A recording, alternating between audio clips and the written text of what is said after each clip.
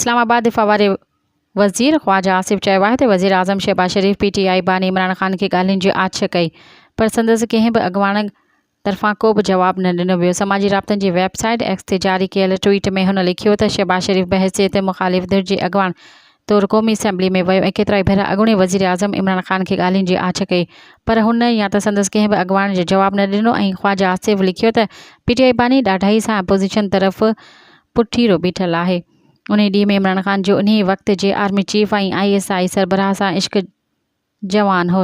लीगी अॻवान ॿुधायो त वज़ीर आज़म बणजण खां पोइ बि शहबाज शरीफ़ क़ौमी असैम्बली जे फ्लोर ते मीसाक मइशत जी दावत ॾिनी। वज़ीर आज़म पाण हली उन्हनि जी सीटुनि ते वियो। मुख़ालिफ़ धिर जे अॻवान समेत PTI जे फ्रंट सीटुनि ते वेठल समूरी क़यादत सां हथ मिलाया। मज़ीद ख़बरनि ऐं तफ़सीलात लाइ विज़िट कयो असांजी वेबसाइट www.awamiNewsHD.com ऐं ॾिसंदा रहो अवामी न्यूज़ HD।